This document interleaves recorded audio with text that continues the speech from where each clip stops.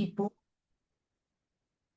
Iniciamos oficialmente. Hola, hola, ¿qué tal? Soy Yoli Priego y hoy vamos a estar hablando de la hipnosis, cuáles son sus aplicaciones, qué es la hipnosis clásica, para qué sirve, es como lo que vemos en la tele. Bueno, soy Yoli Priego, psicóloga, les recuerdo mi número de WhatsApp escrito 99 32 80 1676, solamente WhatsApp escrito.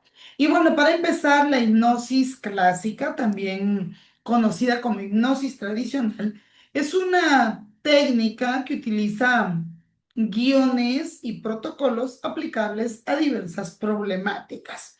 Se basa en la inducción hacia un trance profundo. O sea, la persona es inducida a un trance profundo donde la persona que está viviendo esto, pues es más receptiva a las instrucciones, a las sugestiones, a las palabras y puede utilizarse en diversas áreas. Este método es ampliamente utilizado por los profesionales como yo, psicólogos, y también en la medicina y en otras áreas de la salud. Se aplica en la inducción de cambio de comportamiento, por ejemplo, en la psicología, también en la modificación de hábitos, de creencias negativas, pensamientos limitantes, entre otros usos en la terapia. La hipnosis clásica es la más antigua y la más popular de las hipnosis, pero no es la única. Eh, Obviamente se considera efectiva para influir en el comportamiento y en la salud mental de las personas. Cabe decir que la hipnosis clásica es una herramienta terapéutica que ha demostrado ser efectiva en diversas aplicaciones en el área de la salud. Se utiliza también para facilitar la regulación emocional, hormonal, también el acceso a recursos internos que tienen las personas y los procesos de cambios psicológicos.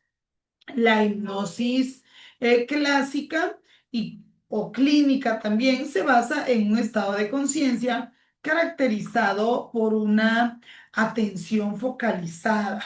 También hay una reducción de la conciencia periférica, pero una mayor capacidad de respuesta a la sugestión. En lugar de centrar su atención en las cosas periféricas, pues se centra en trabajar las situaciones de conciencia. Hay una mayor concentración, por eso cuando es utilizada en la salud, pues se ven diversos efectos. Este estado permite a los pacientes pues trabajar problemas como el dolor crónico, la ansiedad también, incluso los trastornos de sueño como el insomnio y también algunas adicciones.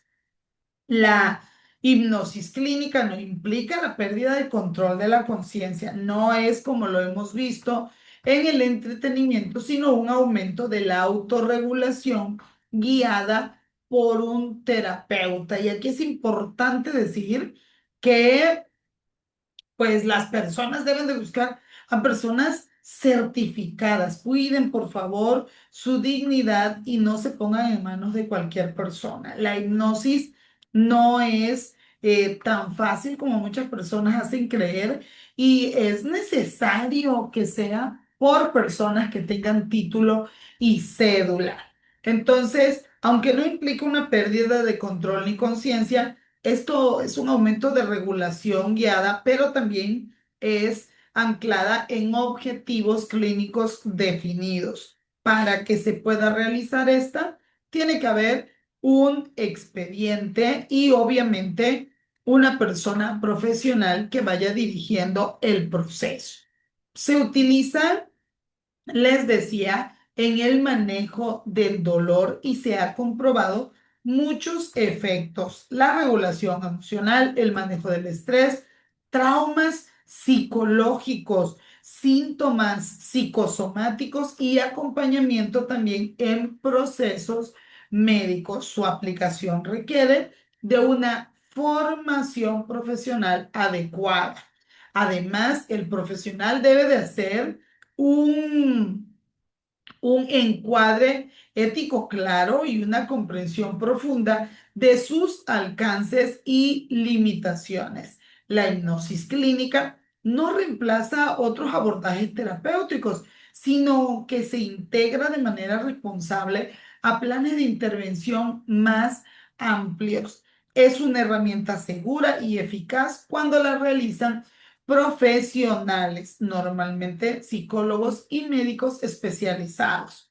No es sustitución, repito, de tratamientos, pero sí un complemento muy útil para mejorar el bienestar físico y emocional de las personas. Esta herramienta terapéutica ha demostrado ser muy efectiva en diversas aplicaciones en salud mental y bienestar. Entre ellas, vamos a mencionar que incluyen el tratamiento de trastornos de ansiedad. Ayuda a reducir estas crisis y a mejorar la gestión del estrés. También sirve para el manejo del dolor. Se utiliza mucho para aliviar dolor crónico y mejorar la calidad de vida, aumentando la concentración de las personas y una dirección para poder manejar el dolor. En los procesos de cambio psicológico facilita obviamente la regulación emocional, pero también el acceso a recursos internos que en muchas ocasiones las personas ni saben que contaban con ellos. En la preparación para procedimientos médicos ayuda a los pacientes a reducir el estrés antes, por ejemplo, de una cirugía y la ansiedad también antes de algunos tratamientos. La mejora de hábitos saludables también se ve altamente impactada, ya que promueve hábitos como la alimentación adecuada y el abandono de adicciones como el tabaco.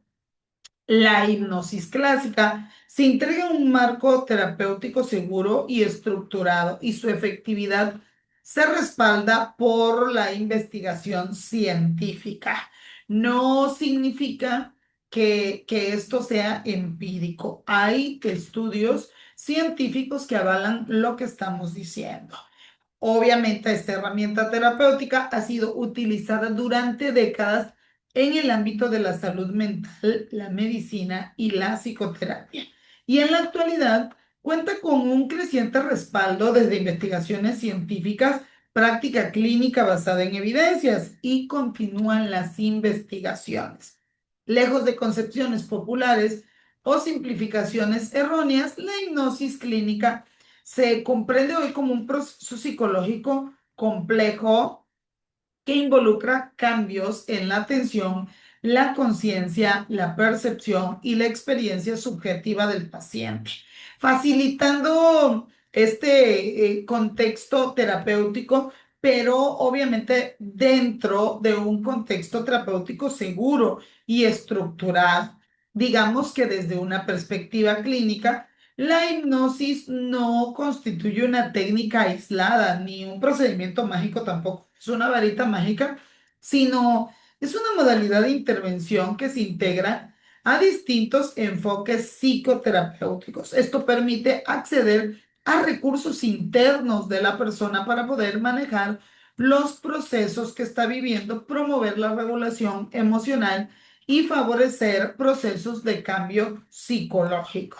Bueno, tal como señalan Elix, Barrasbás, Concil y Spiegel en 2015, la hipnosis clínica puede definirse como un estado de conciencia caracterizado por atención focalizada, reducción de la conciencia periférica y mayor capacidad de respuesta a la sugestión, siempre en el marco de una relación terapéutica colaborativa. Vayan, por favor, con profesionales de la salud. El interés contemporáneo por la hipnosis clínica se ha visto fortalecido por los avances en neurociencia cognitiva y psicología clínica, los cuales han permitido comprender mejor los correlatos neurobiológicos del trance hipnótico, así como sus efectos sobre la percepción del dolor, la ansiedad, la regulación hormonal y otros procesos psicológicos relevantes.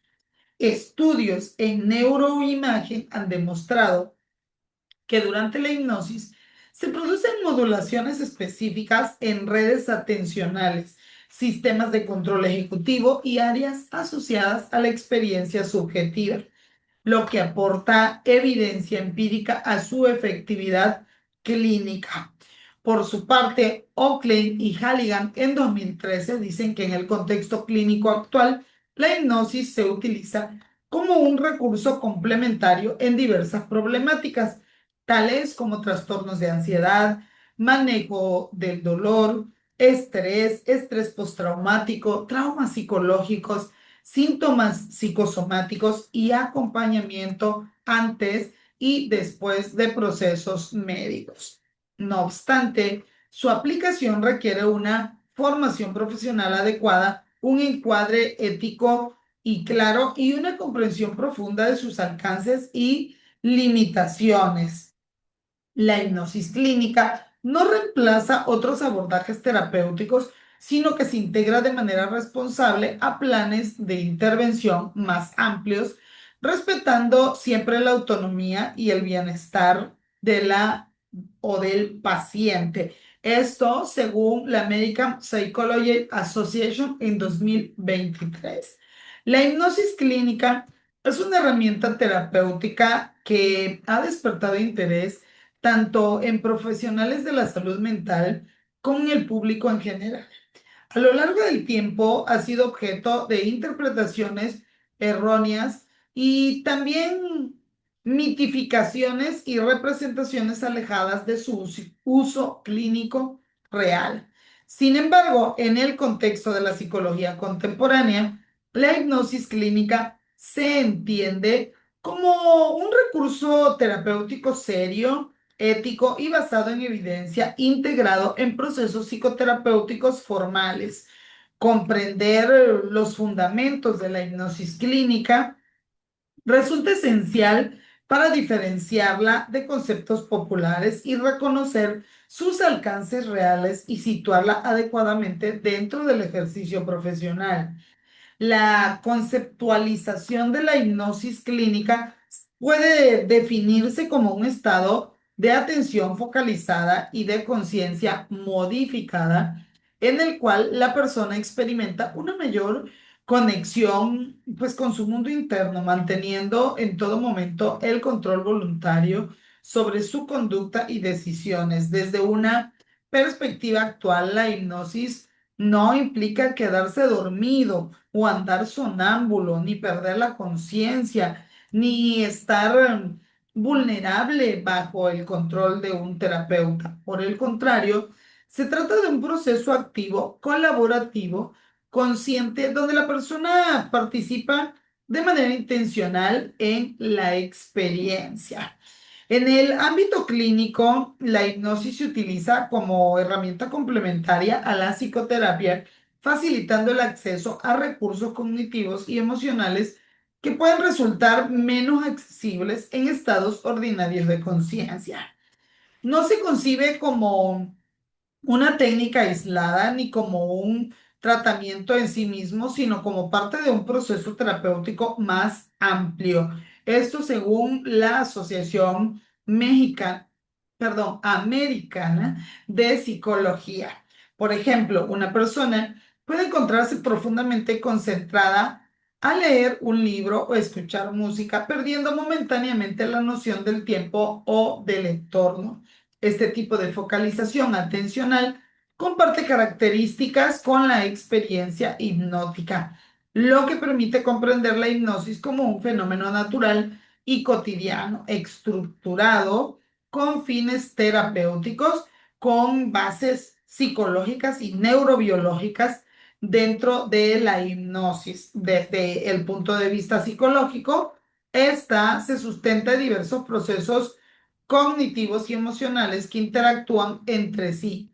Entre los más relevantes se encuentran la atención focalizada, que permite reducir la interferencia de estímulos externos, la imaginación guiada, que facilita la vivencia de experiencias internas significativas, la expectativa y la motivación, que influyen en la respuesta terapéutica.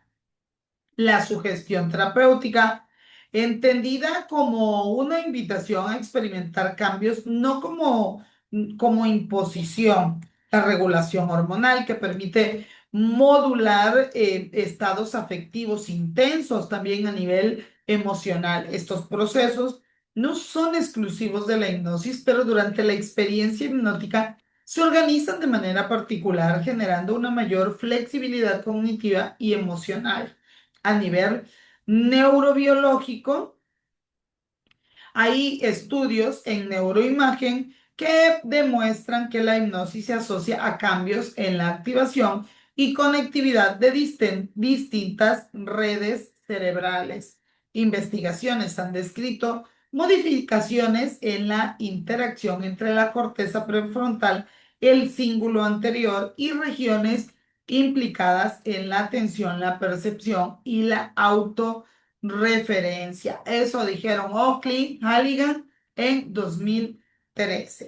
Estos hallazgos sugieren que la hipnosis implica una reorganización de la función del cerebro más que un estado, pues como un estado pasivo o regresivo. Durante la experiencia hipnótica se observa una disminución de la autoevaluación crítica excesiva y una mayor integración entre la cognición, la emoción y la imaginación, lo que puede facilitar procesos terapéuticos profundos.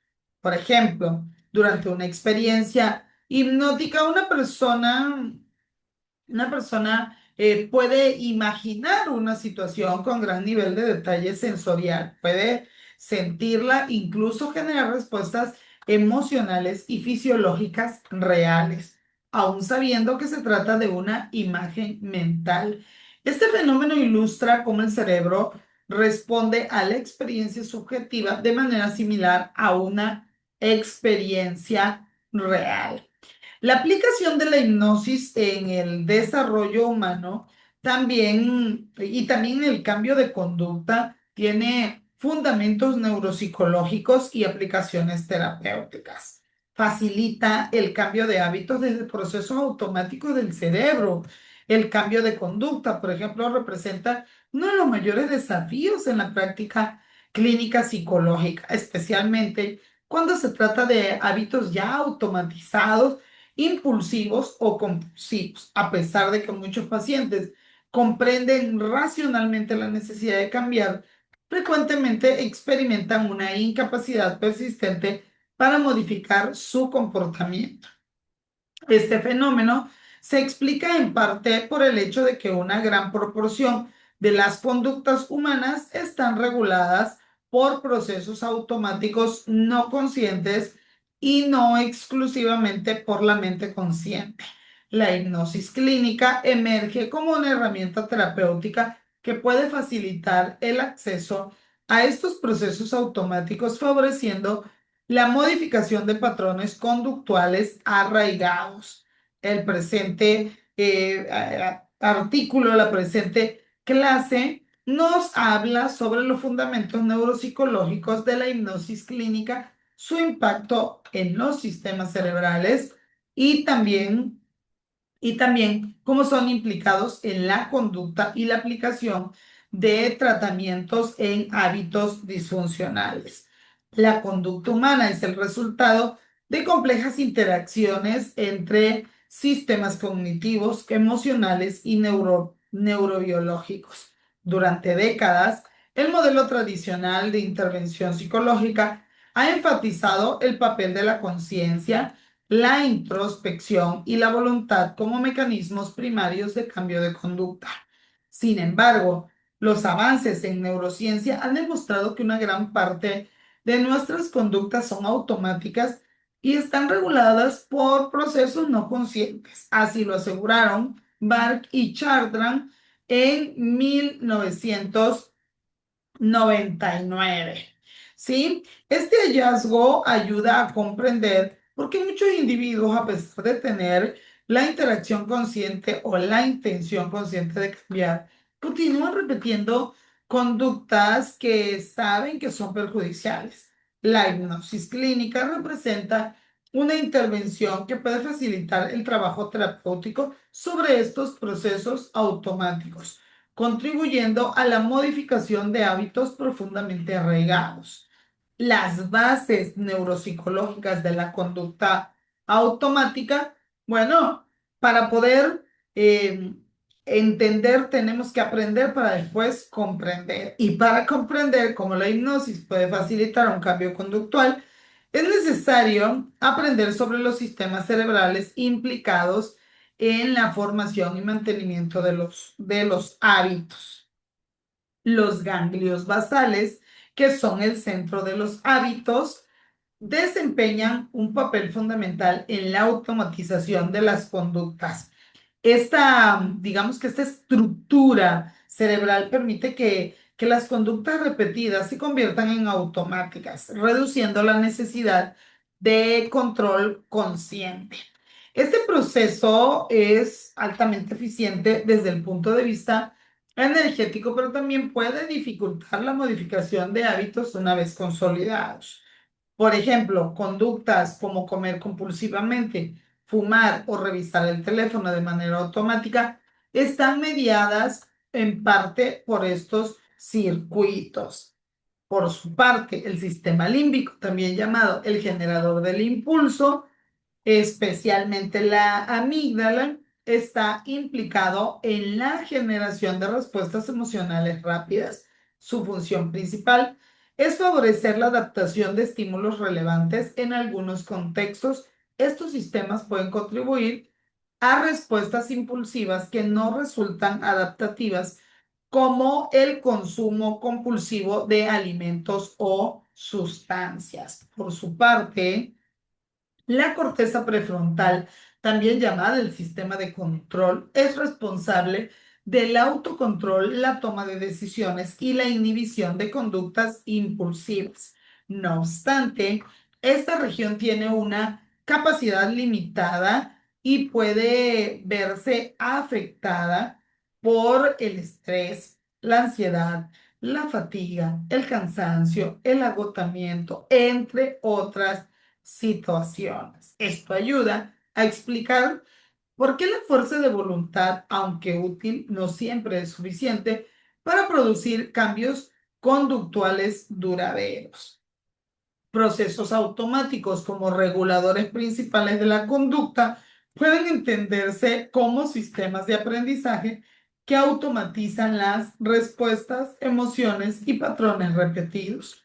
Estos se desarrollan a través de la repetición y el condicionamiento, consolidando conductas que eventualmente se ejecutan en casa de manera consciente, pero no tan repetitiva.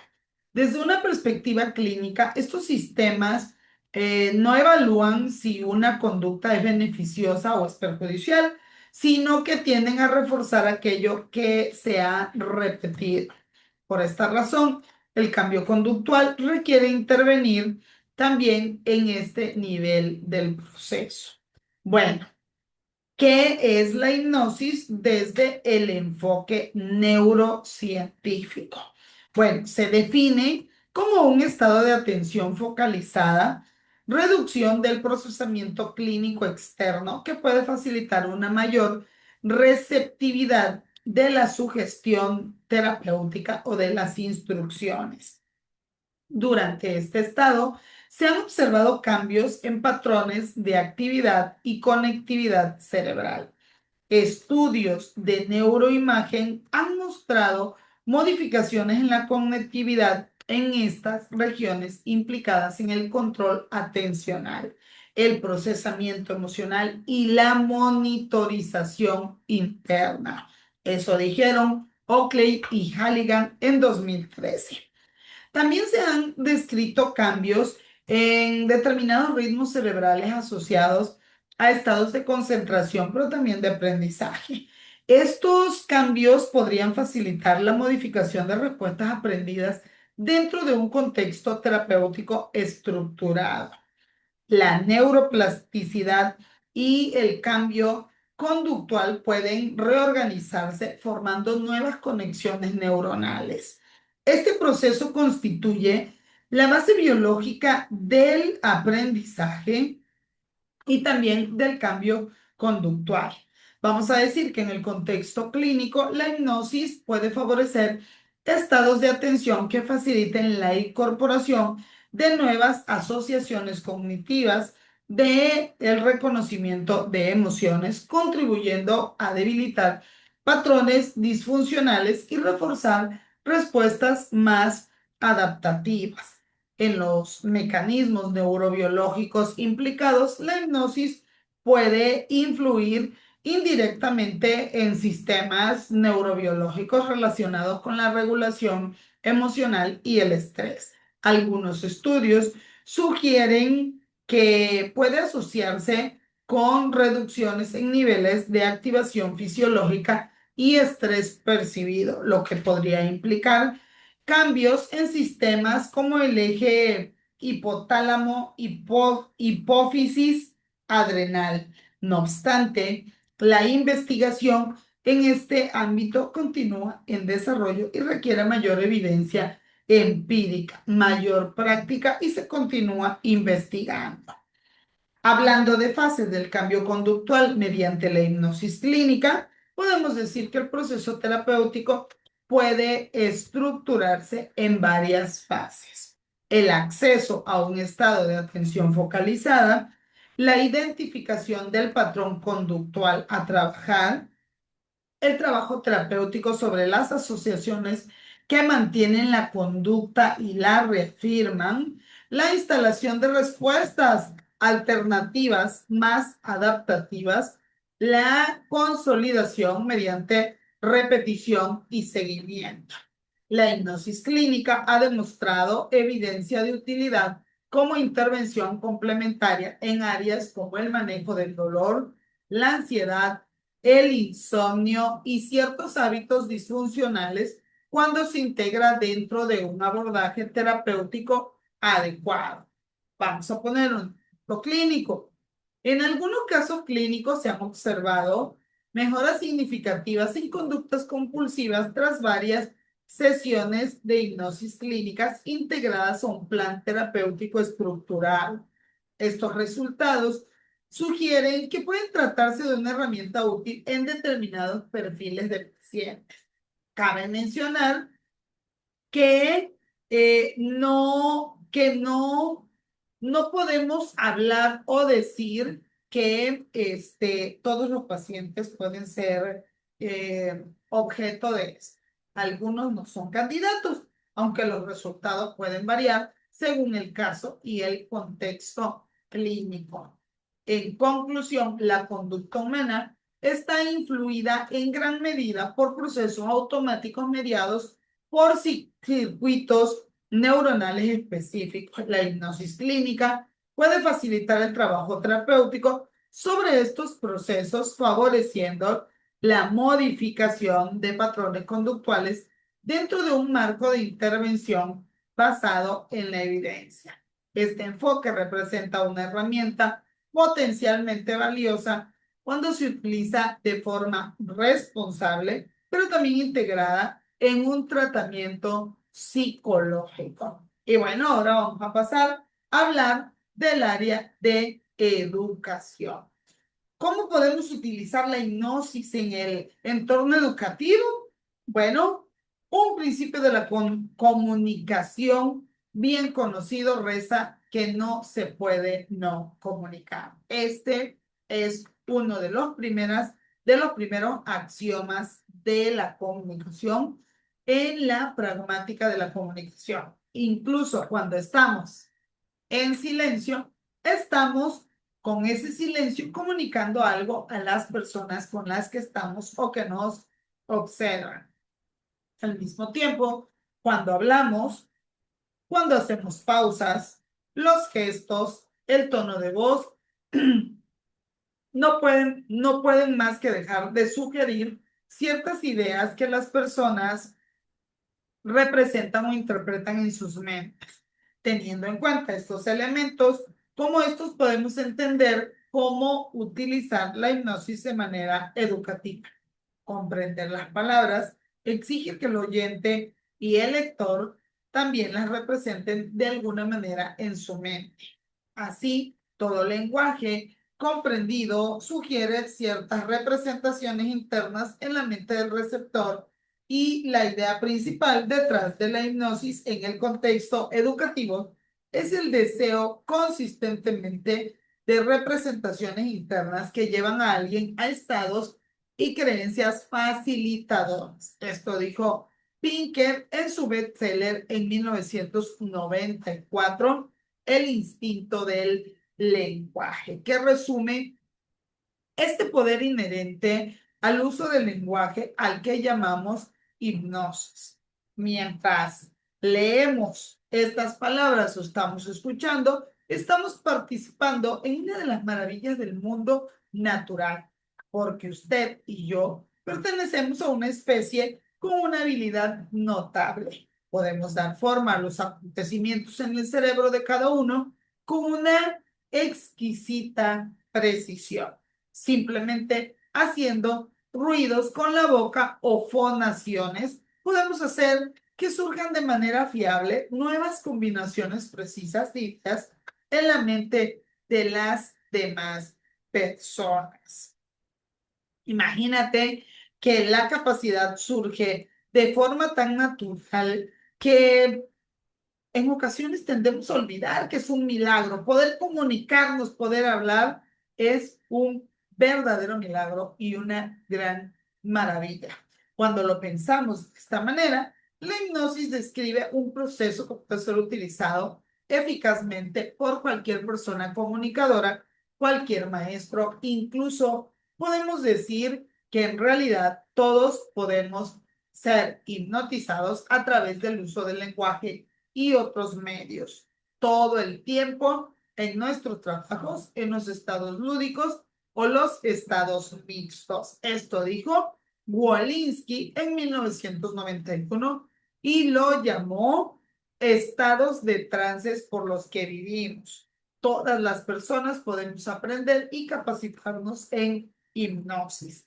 La hipnosis como proceso puede llevarnos de un estado a otro a medida que cambiamos nuestro estado de ánimo. A esto llamamos el trance profundo, normalmente asociado con la hipnosis médica.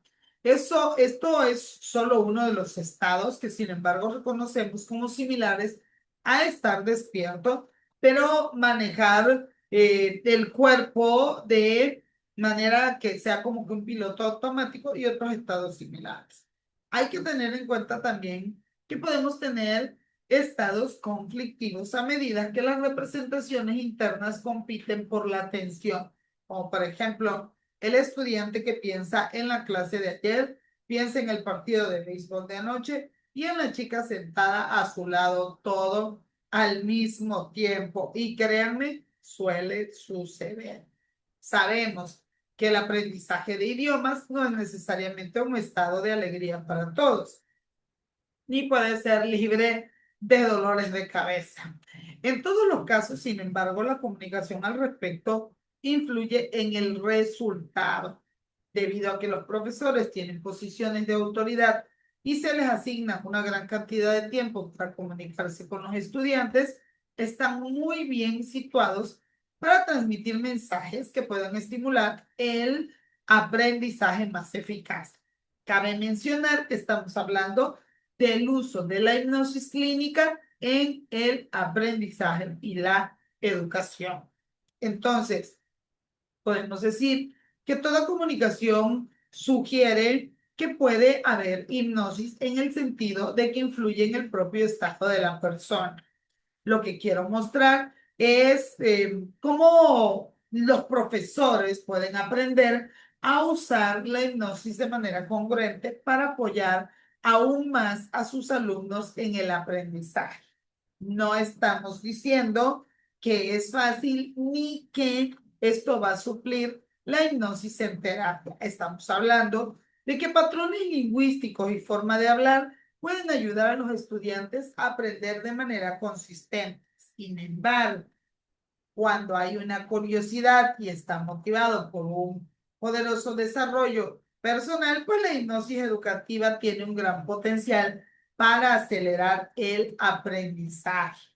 En resumen de todo lo dicho respecto a la hipnosis en el aprendizaje, todos nos comunicamos todo el tiempo, aún con nuestros silencios. Todo lenguaje sugiere o dirige representaciones internas en los oyentes. Los comunicadores sugieren representaciones internas o distintos grados de eficacia y coherencia. Y obviamente, pues los oyentes también reciben distintos grados de sensibilidad. Toda comunicación es potencialmente hipnótica, o sea, es un cambio de estado del no saber a saber con diversos grados de éxito para lograr que las personas se centren en determinadas representaciones y no en otras. Siempre estamos en un estado o en otro que pueden verse influenciados por las comunicaciones que recibimos. Creencias, placebos, efecto Pigmalión, distintos autores, describen como ideas que evocan respuestas y muchas de las respuestas evocan estas ideas como creencias. Se puede creer en la eficacia de un tratamiento o en las palabras de un profesor solo y solo con esto funciona como placebo debido a la creencia de que la salud o el éxito le seguirán. La persona no se siente más tranquila, sino simplemente aprende a tranquilizarse, a respirar mejor, hace más los ejercicios, se ríe más y en términos generales puede llevar una vida más saludable. Esto se traduce en más salud y mayor bienestar.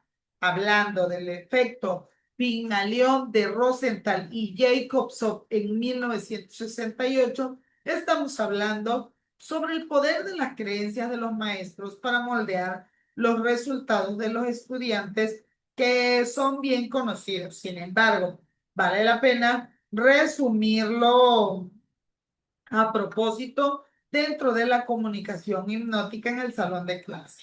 Vamos a hablar de ello. A finales de la década de los años 60, en Estados Unidos, investigadores de la Universidad de Harvard aplicaron a un grupo de estudiantes una prueba de rendimiento, pero le dijeron a los profesores que era una prueba para predecir el progreso futuro. En realidad, solo eligieron estudiantes al azar y les dijeron a los profesores que esos estudiantes harían un progreso sorprendente ese año. Al final del año, los investigadores de Harvard regresaron y realizaron otra prueba descubriendo que los estudiantes seleccionados habían hecho progresos sorprendentes, inclusive más que los estudiantes que no tuvieron la suerte de ser elegidos por los investigadores. El hecho notable y que marcó la diferencia fueron las expectativas que los investigadores sembraron en los estudiantes. Las expectativas persuadieron a los jóvenes, a los estudiantes, a creer en sí mismos. Por supuesto que los investigadores primero persuadieron a los profesores para que estos cayeran en estas ideas y pudieran colaborar. Toda esta experiencia fue maravillosa para todos, sobre todo para los estudiantes, y al parecer hay profesores que hacen esto todo el tiempo con algunos estudiantes. Y ahí va la pregunta, ¿qué pasaría si se hiciera con todos los estudiantes en todos los niveles educativos? La hipótesis del aprendizaje en la hipnosis educativa, bueno, una vez que se ha comprendido el poder de la hipnosis, uno se puede preguntar, ¿cómo podemos estructurar la comunicación para producir las respuestas que deseamos. Según el doctor Bierman, existe un patrón hipnótico entre muchos, también conocido como hipótesis curativa. En este caso, la hipótesis del aprendizaje que se puede manifestar, por ejemplo, cuando hagas esto, sucederá esto. Cuando le decimos, cuando realizas estas técnicas, vas a aprovechar más el aprendizaje. Dicho de otra manera, tendrás la oportunidad de aprender cambiando fácilmente el hábito de estudiar más tiempo. Esto se ve como un ritual terapéutico o la experiencia de aprendizaje estructurado, pero puede ser desde completar una serie de ejercicios hasta pensar en una situación de manera distinta y la respuesta terapéutica será el aprendizaje. El éxito de esta sugerencia o sugestión depende de cuán creíble y alcanzable sea el ritual terapéutico. Es decir, los estudiantes que creen que pueden contribuir en gran medida a su éxito o viceversa, los estudiantes que no creen que podrán contribuir a su éxito o fracaso.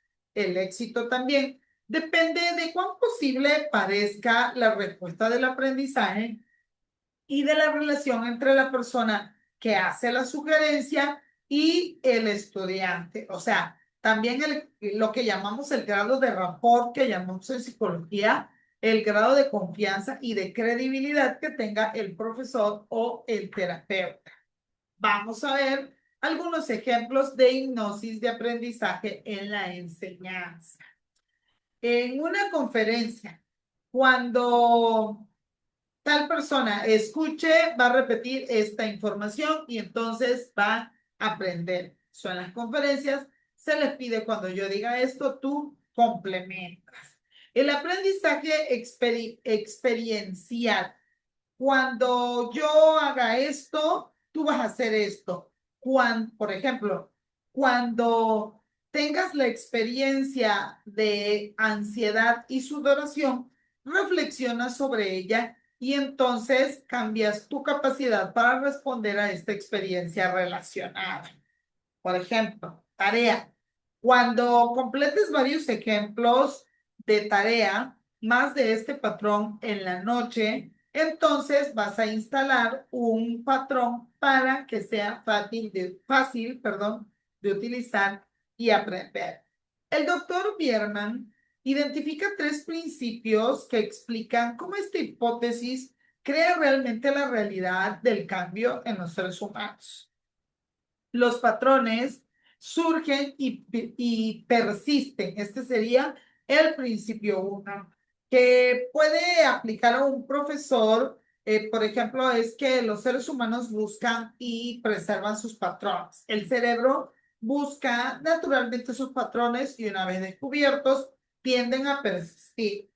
Según Bierman, tres patrones prevalecen sobre la situación hipnótica: la relación, el vínculo y la autoridad. Su persistencia es lo que impulsa estas ideas. La relación o contexto, también llamado rapport, es un patrón que ocurre naturalmente en las interacciones humanas donde pues dos personas desarrollan un sentido de semejanza, de experiencia compartida o comparten tiempo. Puede ser maestro-alumno, terapeuta-paciente. Se crea donde el tono de voz del profesor coincide con la del alumno cuando el profesor utiliza posturas corporales y gestos similares a los del alumno. Cuando el maestro se ríe, canta o sincroniza la respiración con la de un estudiante. El apretón de manos en Occidente y la reverencia en Japón son métodos formales de crear este patrón de rapport. Bierman dice, es el patrón yo igual a ti.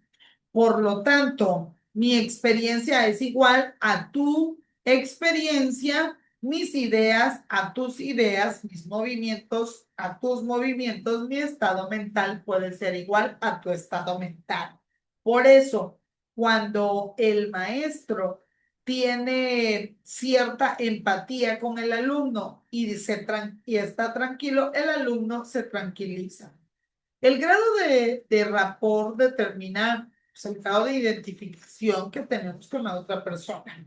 Cuando la relación está bien establecida, el entusiasmo del maestro comunica inmediatamente a los estudiantes, creando una sensación de fluidez. Cuando este flujo, esta fluidez se obstruye o no ocurre, puede ser una señal para restablecer la relación y trabajar en ello.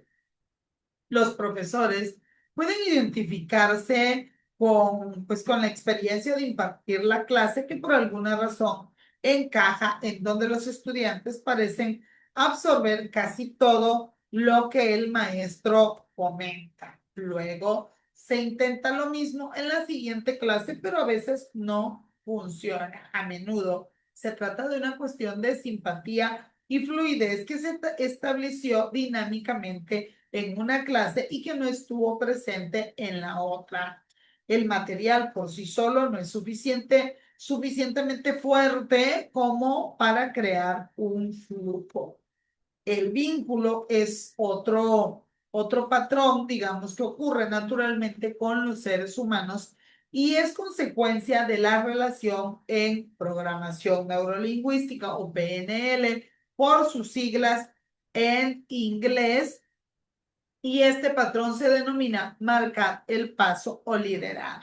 Cuando un maestro reconoce algo que el estudiante sabe que es cierto, por ejemplo, ¿has leído esta sección del libro de texto? Esta afirmación se puede vincular fácilmente a otra afirmación que podría ser verdadera. Entonces, estamos aprendiendo a hacer estas cosas. Si los estudiantes están de acuerdo con la afirmación llamada ritmo, estarán más dispuestos a estar de acuerdo con la segunda afirmación, que es la vinculada a ella. Este patrón permite a los alumnos pasar de la descripción de la experiencia presente a la representación, generalmente la visualización de una experiencia posible o futura. Por ejemplo, los niños muy pequeños ya utilizan este patrón de vinculación con sus padres. Por ejemplo, tú me amas, así que cómprame este juguete. Es hermoso un día soleado, llévame a la playa. Incluso los conceptos aparentemente opuestos se pueden vincular de esta manera. Por ejemplo, si tienes dudas sobre esta clase, significa que estás comprobando cómo funcionan realmente estas ideas. Si eres escéptico acerca de la hipnosis, la debes a tu escepticismo a descubrir cosas nuevas y cómo funcionan. Por su parte, la autoridad es un patrón que resulta de nuestra experiencia como niños, confiando pues en la mayor experiencia y sabiduría de los padres. Es esencialmente el patrón. Mis ideas es igual a tu realidad. Una situación como la relación profesor-alumno revive este patrón con tremendo poder. Algunos profesores cambian enormemente su estilo de comunicación después de comprender, pues, que cuando ellos como autoridades les dicen a los estudiantes nunca lograrán aprobar un examen, eso tiene el poder de una profecía autocumplida. Así lo aseguraban en 1968 Rosendahl y Jacobson. También puedes usar tu autoridad para sugerir. Puedes lograr cualquier cosa que te propongas, solamente esfuérzate y fomentar el éxito de los alumnos. La conciencia o atención presente es una cualidad limitada por los principios 2 y 3. Estos dos principios se refieren a la naturaleza de la conciencia y trabajan juntos para permitir que funcione la hipótesis del aprendizaje. El doctor Bierman afirma que la conciencia no es una cosa, es una cualidad. Como un rayo de luz a veces brilla sobre algunas experiencias y algunos patrones, mientras que otras veces no. La conciencia es limitada y solo puede brillar sobre un número limitado de experiencias en un momento dado. La importancia de esto para el maestro es que cuando diriges la atención de un estudiante usando rapport, vinculación y autoridad, estás haciendo brillar la luz limitada de la conciencia en una dirección específica, debido a que persisten patrones lingüísticos enfatizados. El estudiante continuará prestando atención a esta nueva dirección. Al guiar la atención de una clase utilizando un lenguaje seleccionado, los profesores pueden cambiar su enfoque de la incomodidad y las dudas de los estudiantes que pueden haber experimentado previamente en relación con los errores, por ejemplo, a imágenes y resultados más seguros y proactivos. Esto lo dijo Murphy en 1996. La atención puede concentrarse en la capacidad de los estudiantes para aprender en experiencias de éxitos y disfrute o en formas de pensar que les permitan realizar cada vez más acontecimientos educativos enriquecedores. Por ejemplo, los errores son pasos de aprendizaje. Al expandir su capacidad para mantener estos patrones más nuevos y útiles en la conciencia durante periodos más prolongados, los estudiantes tenderán a abandonar automáticamente y sin esfuerzo los patrones más antiguos y menos efectivos. Simplemente ya no tienen tiempo para ellos cuando se concentran en mensajes más efectivos. La naturaleza limitada de la conciencia significa entonces que solo el aprendizaje ilimitado puede ser consciente. La forma en que cada uno de nosotros enseña ya contiene un conjunto completo de creencias y sugerencias y también conflictivas, pero también congruencias en diferentes grados. Seamos conscientes de ellas o no, como lo expresa el psicólogo educativo de Harvard, Jerome Brunner, en 1986. El medio de intercambio en el que se lleva a cabo la educación, o sea, el lenguaje, nunca puede ser neutral. Este impone un punto de vista no solo sobre el mundo al que se refiere, sino también hacia el uso de la mente y una postura hacia lo que vemos. El mensaje en sí puede crear la realidad que encarna y predisponer a quienes lo escuchan a pensar en él de una manera en particular. Una vez que reconocemos que esto es cierto, hay al menos 4 cosas que podemos hacer para crear un entorno de apoyo más consciente para el aprendizaje. Punto número 1, examinar lo que decimos y cómo lo decimos. Punto número 2, piense y sea consciente de sus creencias e ideas que puede sugerir y comunicar. O sea, analice y sea consciente de lo que está comunicando. Punto número 3, decida o cree un contexto en el que pueda comunicarse sin problemas. Punto número 4, observe las respuestas que sus ideas provocan en otras personas o en los estudiantes. ¿Sí? Entonces, a lo que hemos aprendido hoy nos ha llevado a aprender a utilizar la hipnosis educativa. Todos los profesores pueden aprender a hacer hipnosis. Finalmente, la hipnosis educativa no es algo que pueda encontrarse solo en las escuelas o en la terapia, sino que está entretejida en la sociedad y en muchas formas de comunicación. Solamente lo tenemos que ilustrar con las palabras adecuadas. Por eso es importante también aplicar la hipnosis en las áreas correctas. Por ejemplo, en grupos se aplica mediante la creación de un ambiente de confianza y apoyo donde los participantes puedan compartir sus experiencias y aprender de los demás. Aquí se utilizan técnicas como la relajación y la sugestión para ayudar a los participantes a alcanzar un estado de conciencia alterada donde puedan acceder a sus pensamientos y sentimientos más profundos. Esto permite que todos puedan participar y explorar. A nivel empresarial, y de negocios también se puede utilizar. Y una vez entendido esto, podemos poner sobre la mesa que al trabajar con equipos, al trabajar con diversas personas, depende de lo que se esté trabajando, obviamente podemos tener un impacto. El inconsciente o subconsciente está constituido en su mayoría por un lenguaje mediado por símbolos. Esto nos indica un punto de partida que varía un poco de acuerdo a la individualidad de cada persona y la manera simbólica de cada paciente.